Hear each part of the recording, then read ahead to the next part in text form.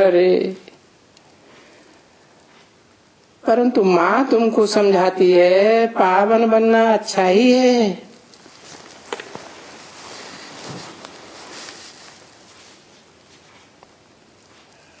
पवित्र बनो, मनसा वाचा कर्मेंद्रियों से पवित्र बनो। चलो मनसा के संकल्पों में कुछ भूल होती है तो पुरुषार्थी जीवन में कुछ समय पाप नहीं भी बनेगा। वाचा से तो भूल न करो, परंतु अगर कर्मणा में भूल हो जाती है तो क्या होता है,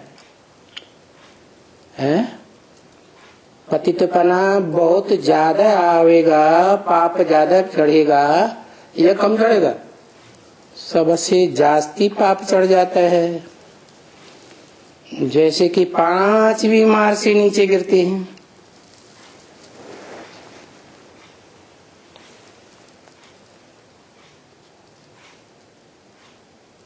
तो पावन बनना अच्छा है, खास करके इस संगम युग में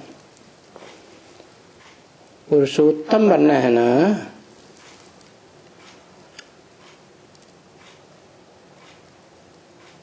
हर मनुष्य आत्मा को पुरुषोत्तम बनना है।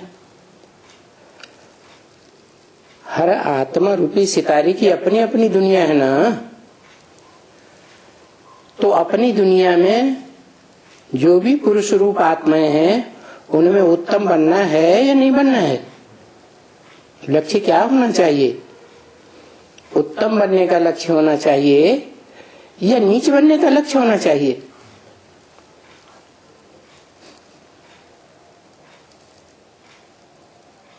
माँ समझाती है मैं खुद पतित बन करके दुखी हुई हूं, तुम पावन बनो। कौन? बच्चों से बताती है तुम पावन बनो। और सो भी हम कहती तब हूं जबकि अभी पावन दुनिया स्थापन हो रही है। अभी माने कब?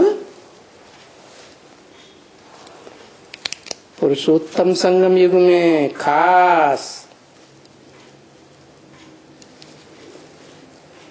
पति दुनिया का विनाश होने वाला है और साक्षात भगवान ही पावन बनाए रहे।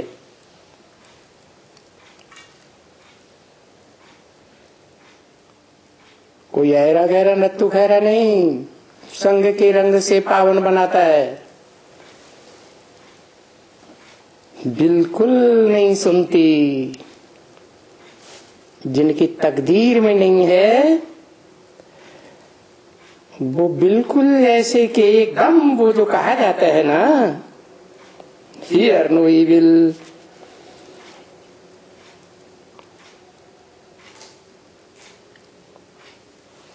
तो फिर ये तो अच्छी बात है ना। तो बस वो माया रूप में बनी बेटी कहती है हियर नो बाबा की बातें है ना। ऐसे माया झट कह देती है कि शिव बाबा का ज्ञान मत सुनो, वो बुद्धि में मत रखो, मेरी बात सुनो।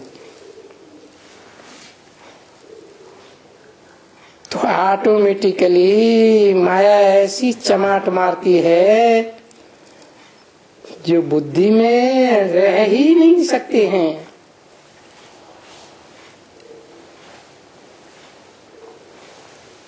और बाप को तो बहुत बात भी नहीं है।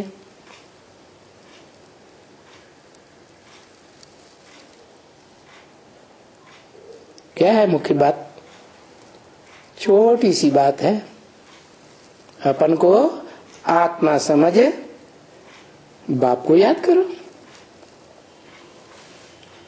आत्माओं का बाप है ना। आत्मा सब निराकार है ना, तो निराकार आत्माओं के बाप को याद करो।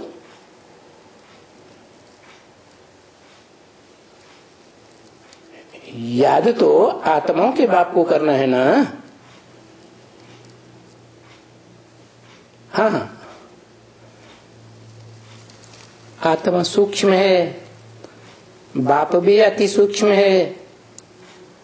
नहीं याद आता है तो जिस बड़े स्वरूप में प्रवेश करता है उसको याद करो।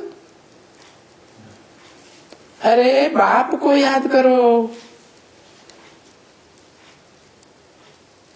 निराकार साकार दोनों का व्यक्तित्व तो पर्सनालिटी एक ही है या अलग अलग है? एक ही है। याद ही नहीं कर सकते। सारे देह के मित्र संबंधी याद आ जाते, वो सब याद आते, सामने आ जाते हैं, उनको झट बहुत याद करते हैं। तो उनको अगर याद करते हैं और बाबा की आज्ञा नहीं मानते हैं ना, बाबा कहते हैं, क्या कहते हैं? माम एकम याद करो। तो उल्टा ही अर्थ लगा लेते हैं। माम एकम का मतलब समझ लेते हैं मुझे एक बिंदु को याद करो। वो एक बिंदु ही सर्वश्रेष्ठ है, ऊंचे ते ऊंचे, ऊंचे ते ऊंचा भगवंत है। अरे बिंदु ऊंचे ते ऊंचा कहा जा सकता है? ऊंचे ते ऊंचा और नीचे ते नीचा ऐसे दुनिया में होता है, यह निराकारी दुनिया में होता है? कहाँ होता है? इस दुनिया में होता है। तो इस दुनिया में वो क्या निराकारी बन करके रहता है या साकार में प्रवेश होकर के रहता है? निरंतर मुकर्रर रूप से साकार में रहता है ना। तो माम एकम याद करो का मतलब यह है कोई एक व्यक्तित्व है, पर्सनालिटी है, शख्सियत है, उसमें याद करो। तो फिर नाफरमान बरदार बन करके कहते हैं हम क्या करें, हमको याद आती है ना। किसकी? देहधारियों की। तो बाबा क्या कहते हैं? अरे याद आती है तो उनको भूलो। किनको भूलो? जो देहधारी संबंधी हैं उनको भूलो।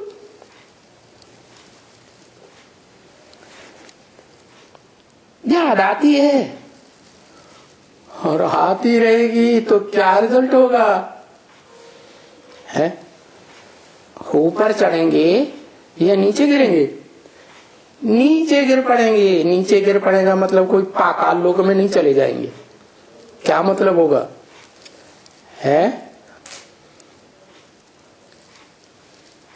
माला में आत्मा रूपी मणका नीची स्टेज में चला जाएगा। बाप से दूर हो जाएंगे कि नजदीक रहेंगे? जन्म जन्मांतर। कौन से बाप से? जो मनुष्य सृष्टि का बाप है, जो निराकारी आत्माओं के बीच सर्वोपरि आत्मा जो है, सुप्रीम सोल, उसके सबसे नजदीक रहता है। तो देहधारियों को भूलो, नहीं तो जन्म जन्मांतर के लिए हीरो पाठधारी से क्या होगा?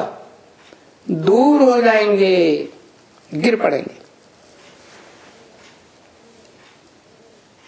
तो जिस देहधारी की बहुत याद आती है, कोई न कोई की बहुत याद आती होगी ना, तो उसको भूल करके मुझे याद करते रहो। अभ्यास करो। जिनकी ज्यादा याद आती है उनसे नफरत लाते रहो। ये चीची है, ये गंध है। इसको कहा जाता है वैराग। क्या? वैराग माने बी माने विपरीत, राग माने प्यार। प्यार के विपरीत चले जाओ। ये छीछी दुनिया है। क्या? ये दुनिया कैसी है? अच्छी दुनिया है। शिव कहाँ आता है?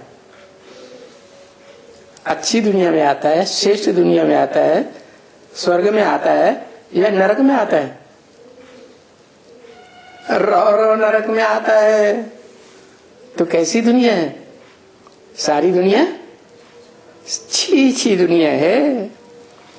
हमारे लिए तो बहुत अच्छा नया स्वर्ग स्थापन हो रहा है, ऐसी भावना रखनी चाहिए। तुमको शांति धाम का परिचय मिला, बाप का घर है ना। स्वर्ग का परिचय मिला, बाप का परिचय मिला। किसका परिचय मिला? एक का या तीन का? तीनों का परिचय मिला। बाप का भी परिचय मिला, जिससे सब कुछ प्राप्ति होती है। जो कुछ पाना था सो पा लिया, अब कुछ पाना ना है। स्वर्ग की प्राप्ति होती है और बाप का घर भी मिलता है। तो तीन को याद करें कि एक को याद करें, दो को याद करें? एक में ही तीनों समाये हुए हैं। जो कोई को भी इस सारी सृष्टि में कोई को भी तीनों बातें एक साथ नहीं है। कौन कौन सी तीनों बातें? कोई व्यक्तित्व में नहीं है। कौन कौन सी तीनों बातें? घर भी हो, ऊंचे के ऊंचे बाप का घर, और परमानेंट हो, मुकर्रर रथ के रूप में। घर भी है, स्वर्ग भी है और बाप भी है, ऊंचे से ऊंचा वर्षा देने वाला। तुम बच्चों को बाप का परिचय मिला है क्या? किस बाप का परिचय मिला है? ऊपर वाले निराकार बाप का सिर्फ परिचय मिला है या उसने इस मनुष्य सृष्टि के बाप का भी परिचय दिया है? दोनों एक में ही कंबाइंड हैं, एक ही पर्सनालिटी में सृष्टि चक्कर का परिचय मिला। क्योंकि जो मनुष्य सृष्टि का बाप है सारे चक्कर को क्रॉस करने वाला है। तो तुमको बाप के वर्षे का परिचय मिला, तो उस वर्षे की तरफ जाना चाहिए ना।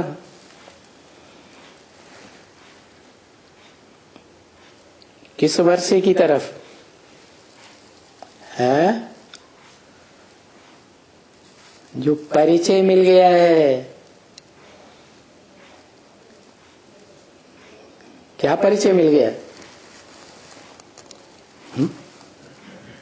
आत्मा का परिचय मिल गया। उस वर्षे की तरफ जाना चाहिए जो तुम्हारी आत्मा का ऊंचे से ऊंचे वर्षा है। परिचय मिला ना? है? मिला या नहीं मिला? मिला। तो वही पढ़ाई में लग जाना चाहिए और अच्छी तरह से लगना चाहिए। क्योंकि आत्मा की ऊंच से ऊंच स्टेज का परिचय तो मिला ना। और फिर पढ़ाना भी लग जाना चाहिए। क्या क्या करें? खुद पढ़ें और दूसरों को भी पढ़ें। उनको तो भूलना तो नहीं है ना। किनको? जो ऊंचे थे ऊंचे आत्मा को वर्षा मिलना है, जिसका परिचय मिल गया, उसको भूलना तो नहीं है ना। यहाँ कोई भी जो जिनसे कोई भी संबंध है वो बाहर का संबंध है कि अंदर का है? अंदर का है या बाहर का? देह का संबंध माने बाहर का संबंध, वो विकारी संबंध है। ये उनको तो चिट्ठी भी लिखने की दरकार नहीं है। किनको? जिनसे बाहरी देह का संबंध है, उनको तो क्या करना है? प्यार यार होता है ना, तो चिट्ठी दूर हो जाते हैं कारण या कारण है, तो उनको चिट्ठी लिखने की दिल होती है। चिट्ठी भी लिखने की दरकार नहीं रहती, क्योंकि ज्ञान के सिवाय कोई लिखने से थोड़े ही कोई समझ सकते हैं? और ज्ञान तो एक बाप का है ना। उस ज्ञान में जो ईश्वरीय ज्ञान है, उसमें और कोई मनुष्य आत्मा का अंश मात्र भी अगर मिल गया तो क्या हो जाएगा? ज्ञान या अज्ञान। दूध के बड़े घड़े में आधा चौथाई बूंद विष का मिल जाए, सर्प का, तो क्या हो जाएगा? विष ही हो जाएगा। 2467 की वाणी का 6ठा पेज। तो हम किसको भी लिखते हैं, शिव बाबा को याद करो, लिखेंगे ना। तो कोई शिव बाबा को भी याद करेंगे क्या? है? जिनको हम चिट्ठी लिखते हैं, शिव बाबा को याद करो, तो तुम्हारी चिट्ठी देख करके वो शिव बाबा को याद करेंगे क्या? करेंगे? बिल्कुल नहीं करेंगे, तुमको याद करेंगे।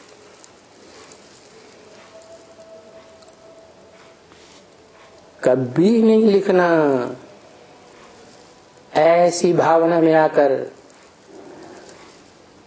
बच्चे होंगे, उनको कोई बाप बैठ करके पढ़ाएंगे तो वो याद करेंगे कुछ न कुछ, परंतु वो युक्ति युक्त तो होगा नहीं ना। तो कोई याद थोड़ा ही कर सकते हैं, क्योंकि याद करने के लिए पहली बात क्या चाहिए? याद करने के लिए पहली बात चाहिए परिचय। बाप का एक्यूरेट परिचय बुद्धि में बैठे। नाम, रूप, देश, काल, कर्तव्य बुद्धि में बैठना चाहिए। शिव बाबा है क्या और हम आत्मा क्या हैं?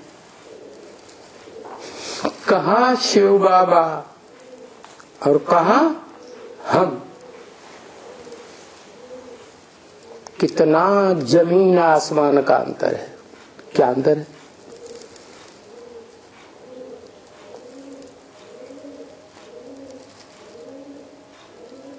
वो ऊपर वाला शिव बाबा नहीं, वो तो शिव बाप है सिर्फ। उसके साथ बाबा माने ग्रैंडफादर का संबंध ही नहीं बनता। शिव बाबा ऊपर की ओर इशारा करे या इस षष्ठी पर? इस षष्ठी पर है शिव बाबा,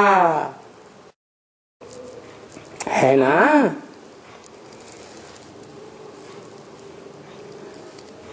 कितना भी समझाओ, अगर बैठे तो याद करे, नहीं बैठता एकदम। क्योंकि ऐसा कुछ पाप आत्मा है जो बैठता ही नहीं है, बिल्कुल नहीं बैठता।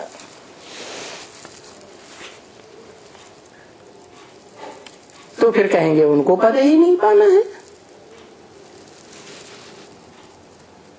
या तो थोड़ी भक्ति की है इसलिए उनकी बुद्धि में नहीं बैठता है। ज्यादा बुद्धि में किसके बैठेगा? जिसने 2-2,500 साल द्वैतवादी द्वापर युग से कुछ न कुछ भक्ति की है तो बुद्धि में बैठेगा। जिसने सबसे जास्ती भक्ति की है उसको जास्ती बैठेगा, जिसने कम भक्ति की है उसको कम बैठेगा। नहीं भक्ति की है तो बुद्धि में नहीं बैठेगा, क्योंकि उनको माल मिलने का ही नहीं है। बाप तो हरेक को कहते हैं कि अपने ऊपर नजर धरो और अपने अंतर को देखो। अंतर को देखो माने अंतर क्या है? जो अंतर है उसे ही कहते हैं आध्यात्म ज्ञान। अधि माने अंदर, आत्मा के अंदर देखो। तो अभी कहते हैं ना बच्ची,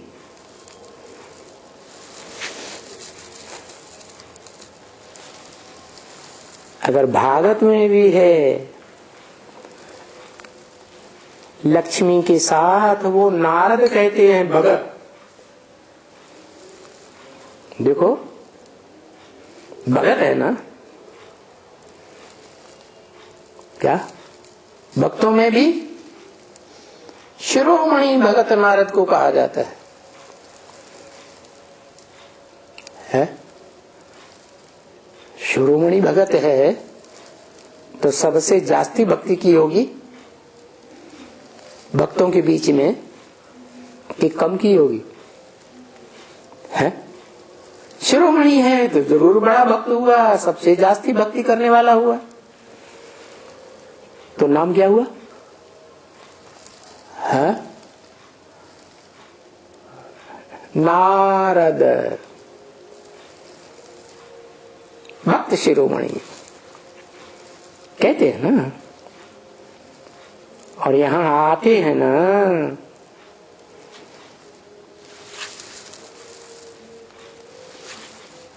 भक्त शिरोमणि तो बहुत हैं नंबरवार, जो वो कहते हैं हम लक्ष्मी को वर सकेंगे। नारद की कथा में यही तो आता है क्या कि हम, नारद कहता है कि हम लक्ष्मी को वरेंगे। तो वो तो बोलते हैं कि अपने अंदर में तो देखो, ये शीशा है ज्ञान का दर्पण। दर्पण दिखाई दिया तो बंदर का चेहरा दिखाई पड़ा। बंदर तो बहुत विकारी होता है, 5 विकार भरपूर भरे भरे होते हैं। तो तुम्हें भी बाप कहते हैं, रोज रोज कहते हैं, अपने अंदर में तो देखो। तो तुमको क्या बाप आदि याद आता है कि कोई और याद आ जाता है? ये सृष्टि का चक्कर याद आता है? चलते फिरते उठते बैठते याद आता है? याद आता है तो खुशी आती है मन चिंतन मंथन करने से। देखते रहो याद करते रहो, फिर दूसरा आ जाते हैं ना। तो ये समझो कि ये अभी पाप बहुत जलाते हैं, ये पाप बहुत हैरान करते हैं। क्या कोई भी प्रकार से हमको ये याद छोड़ करके, कोई भी हालत में याद हमको शिव की करनी चाहिए। क्या कहा है?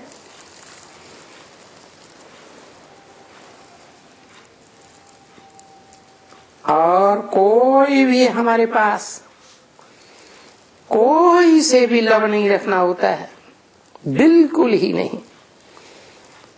और लव का तो तुम बच्चों को दिखला रहे हैं कि लव किसको कहा जाता है, लव कैसा होता है। अरे ये लव कितना हैरान करते हैं।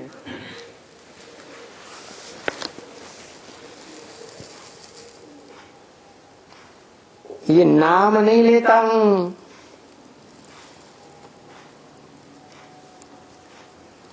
देह को लव करने वालों का, बाकी तुम देखते हो कि ये बाहर का देह का लव कैसे जाते हैं, कितना तड़पाता है, कितना हैरान करता है।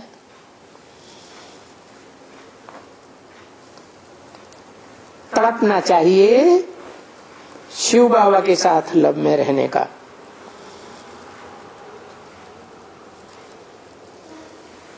और बाहर में कितने हैं, हम लिस्ट बना रहे हैं, तुमको बहुत लंबी चौड़ी लिस्ट बना कर दे रहे हैं, नाम ले ले करके। बहुत अच्छे अच्छे फर्स्ट क्लास बच्चे भी कितना हैरान होते हैं उस देहधारी की लव में।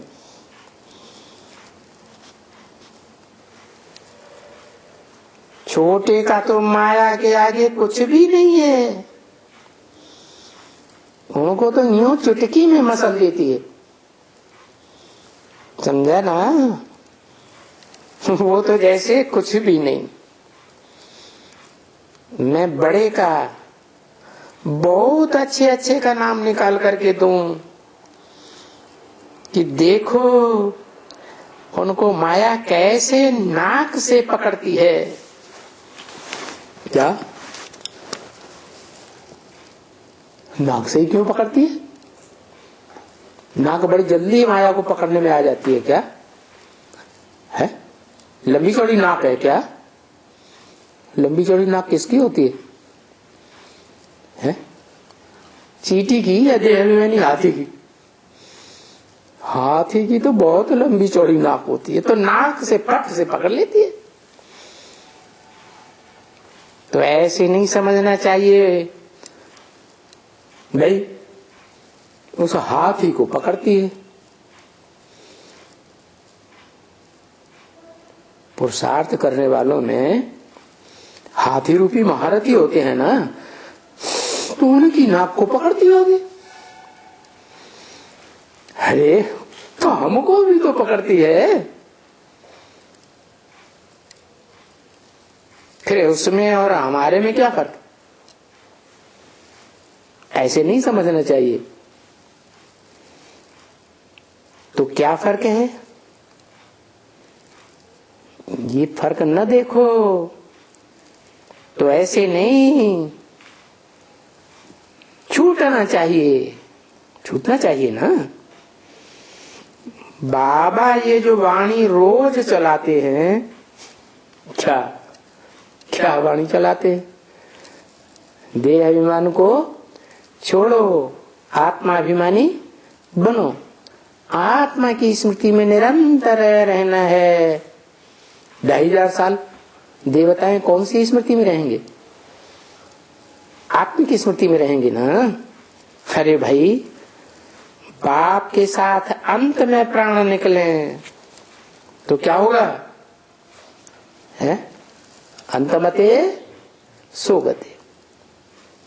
बाप के साथ का मतलब क्या?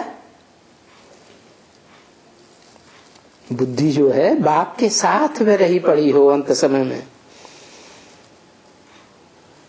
तब जब शिव बाबा की याद हो और ये ज्ञान बुद्धि में बैठा हुआ हो। कौन सा ज्ञान? ये सुदर्शन चक्र का ज्ञान। स्व माने आत्मा, दर्शन माने ये 84 का चक्र। हमारी आत्मा ने इस सृष्टि चक्र में कैसे कैसे 84 के चक्र में सुख या दुख में चक्कर लगाया है, वो ज्ञान बुद्धि में टपकता रहे, तब प्राण तन से निकले। क्योंकि बाप ने भी यही कहा है ना, क्या? अंतमते सोगते। अंत समय में सिर्फ एक बाप की याद हो। बाप तो कर्मातीत अवस्था में है सदैव, है? कौन है? हाँ? वो ऊपर वाला कर्मातीत, वो कर्म करता है जो कर्मातीत अवस्था में होगा। है? कर्म कौन करता है? जो कर्म करेगा सो कर्मातीत बनेगा। कर्म ही नहीं है, वो अकर्ता है या करता है? क्या है? वो तो अकर्ता है, उसकी बात नहीं है। वो जब साकार में आता है तब कर्म के बंधन में नहीं बंधता, तो उस स्वरूप की बात है।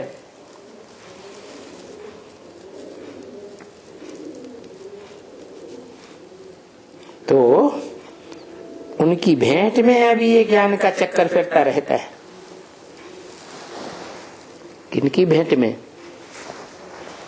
है? उनकी माने किनकी भेंट में? उनकी माने दो आत्माएं हैं कम से कम कंबाइंड रूप में, बाप और दादा आत्मिक रूप में, और साकारी रूप में राम और कृष्ण की आत्माएं। कैसे चक्कर लगाती हैं? वो बुद्धि में भी ज्ञान का चक्कर फिरता रहता है। सुदर्शन चक्रधारी है, समझा ना? बाप अभी कौन है? स्व दर्शन चक्रधारी। कौन सा बाप? वेद के दो बाप हैं। कौन सा बाप? ऊपर का नीचे का है। हाँ, उसको तो चक्कर में आना ही नहीं है ऊपर वाले को। ये तो नीचे की बात है। जो नीचे का बाप है साकार सृष्टि का, मनुष्य सृष्टि का, वो ज्यादा से ज्यादा बड़े चक्कर में आता है। वो जितना चक्कर में आता है उतना कोई आता ही नहीं है। तो समझो अभी बाप कौन है जिसके मुकाबले हम परसेंटेज में चक्कर में आते हैं। किसको मालूम थोड़े ही है कि 100% स्वदर्शन चक्रधारी कौन है? कौन है? 100% सुदर्शन चक्रधारी कौन है? ऊपर वाला। वो तो चक्कर काटता ही नहीं इस चीज का। तो ऊपर वाला है या नीचे वाला?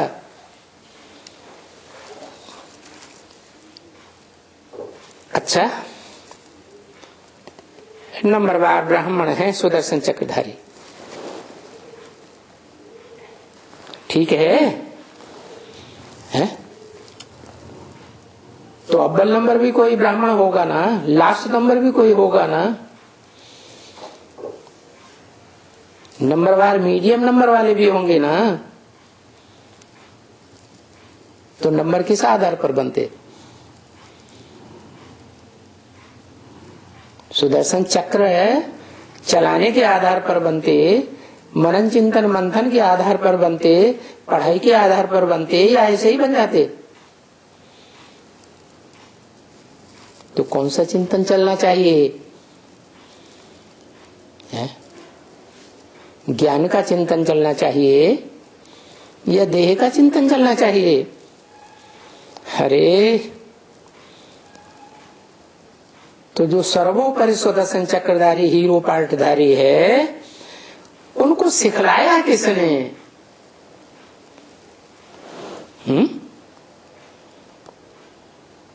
उनको क्यों कहा?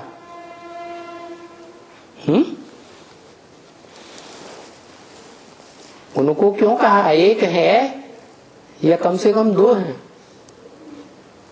कितने हैं? उनको सुदर्शन चक्रधारी बनना सिखलाया किसने है? किसने सिखलाया? एक ने सिखलाया या दो ने? एक ने सिखलाया और दो को सिखलाया जो ऊंचे थे ऊंचे सुदर्शन चक्रधारी हैं। वो दो कौन? या ज्यादा को सिखलाया जो ऊंचे थे ऊंचे हैं? कौन है दो? ऊंचे थे ऊंचे सुदर्शन चक्रधारी है। अरे है, अरे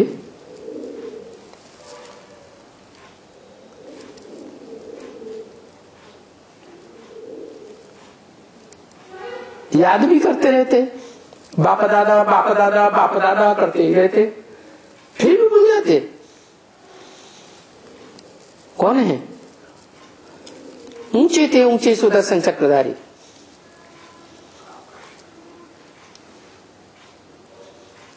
है। चलो एक हो गया राम वाली आत्मा, राम बाप को कहा जाता है, मनुष्य सृष्टि का बाप। दूसरा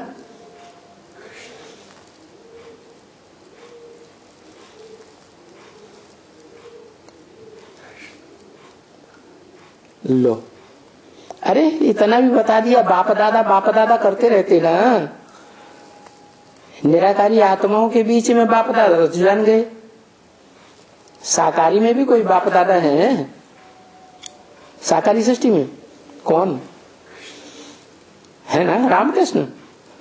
तो जो कृष्ण वाली आत्मा है, भोगी आत्माओं के बीच में हीरो पार्टधारी को छोड़ करके वो सर्वोपरि ऊंची स्टेज में जाती है सुदर्शन चक्र चलाने में, कि नहीं जाती है? जाती है, अभी नहीं जाती है। जब दो बच्चों का इकट्ठा जन्म होगा, क्या किसका?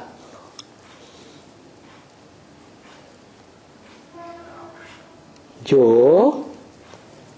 बाबा है ना, ग्रैंडफादर, कब कहा जाता है? जब बच्चे का भी बच्चा पैदा हो तो क्या कहा जाता है? बाबा। तो उसका बच्चा कौन? मनुष्य सृष्टि का बाप। फिर उसका बच्चा कौन? ऊंचे थे ऊंचा है? कोई है या नहीं? इस मनुष्य सृष्टि में कृष्ण बच्चा सतयुग का।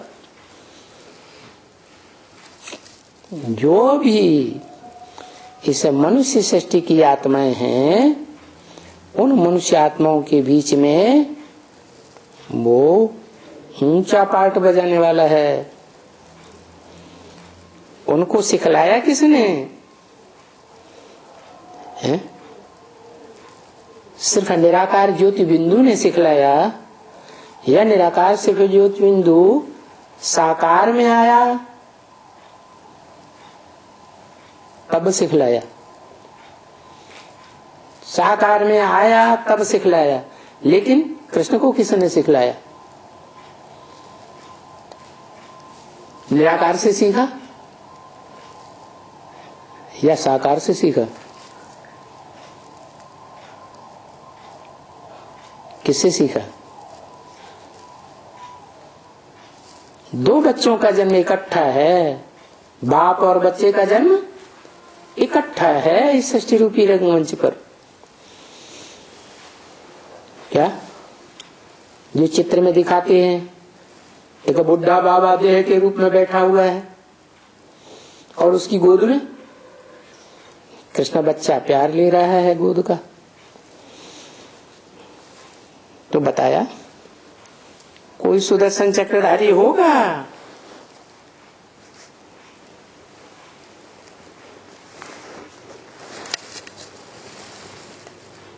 जिसने सिखलाया? तो कौन होगा सुदर्शन चक्रधारी? देखो कितनी समझने की बातें हैं। क्या कौन है सुदर्शन चक्रधारी? चरित्र के चित्र बनाए जाते हैं। जो भक्ति मार्ग में चित्र हैं वो किसकी यादगार है? चरित्र की यादगार है। तो सुदर्शन चक्र कौन कौन से चित्रों को दिखाया जाता है? कृष्ण को दिखाते हैं, और वो तो 2 हाथ वाला है। और किसको दिखाते?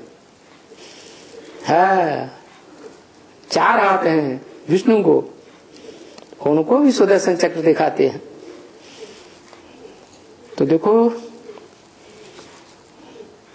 क्या विष्णु चक्रधारी होगा? है होगा। विष्णु सुदर्शन चक्रधारी होगा? होगा। स्वर्ग में होगा, इस नरक की दुनिया में होगा? नरक की दुनिया में सुदर्शन चक्रधारी होगा। अरे विष्णु तो स्वर्ग का देवता है, सर्वोपरि देवता स्वर्ग का है, लेकिन वो बुद्धू होते हैं या ज्ञान होता है उनमें? है ज्ञान होता है। जो प्रैक्टिकल में विष्णु होगा उनको ज्ञान होगा, है? स्वर्ग में ज्ञान होगा? ज्ञान तो यहां इस सृष्टि की बात है। तो हम ब्राह्मणों को सुदर्शन चक्रधारी बनाते कौन है?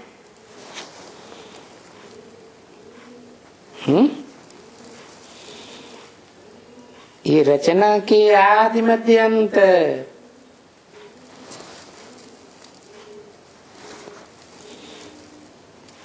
वो तो वो है ना। दूर किया जो सृष्टि रूपी रचना है, इसका आदि मध्य अंत तो वो है ना। कौन? कहने वाला कौन? शिव। और वो करके किसकी तरफ इशारा किया?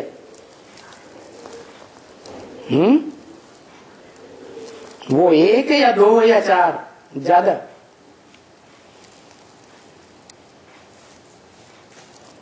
रचना का आदि मध्य अंत। अरे पहली रचना कौन? त्रिमूर्ति रचना। उसमें जो ब्रह्मा विष्णु शंकर हैं, तो सर्वोपरि ऊंची स्टेज वाला जो शंकर है वो है सबसे ऊंची स्टेज में। वो आदि भी है, मध्य भी है, अंत भी है। तो पहले सुदर्शन चक्रधारी सो भी तो आत्मा है ना।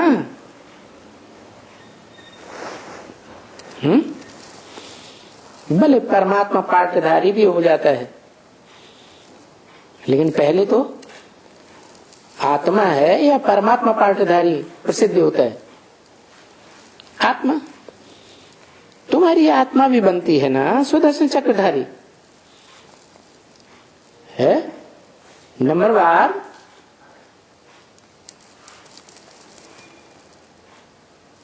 या नंबर 1 अव्वल नंबर में नंबरवार बनती है। तो वो भी सुदर्शन चक्रधारी और तुम भी सुदर्शन चक्रधारी।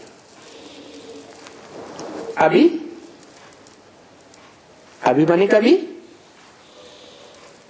जिस समय ये ब्रह्मा के मुख से वाणी बोली जा रही है उस समय।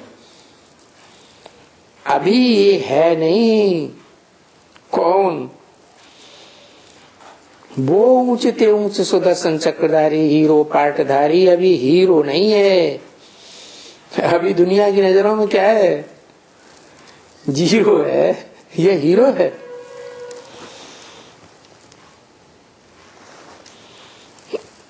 अभी नहीं है। कितना रात दिन का फर्क है ना भक्ति मार्ग में। तो अभी दुनिया में, सारी दुनिया में भक्ति मार्ग चल रहा है या ज्ञान मार्ग चल रहा है? ज्ञान एक से आता है और भक्ति अनेकों से आती है। तो दुनिया में जितने भी अभी मौजूद हैं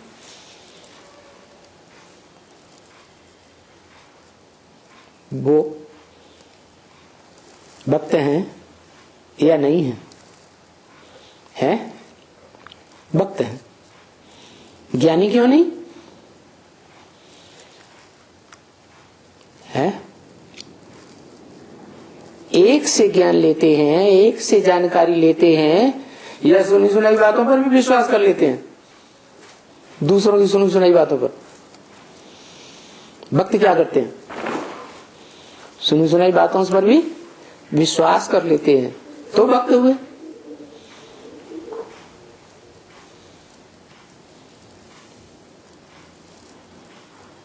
भारतवासी हुए या भारत हुए?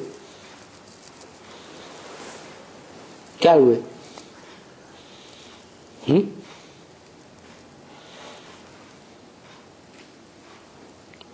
अव्वल नंबर भारत कौन?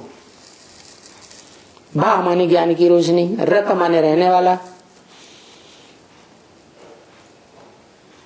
सदैव ज्ञान की रोशनी में रहे।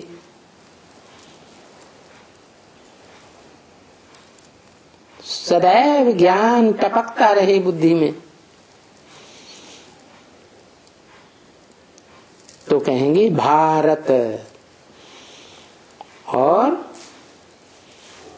उसकी याद में जो दिल और दिमाग से रहते हैं वो कहां के वासी हुए? है भारतवासी हुए। ओम शांति। क्या तारीख हुई आज? 18/2/18।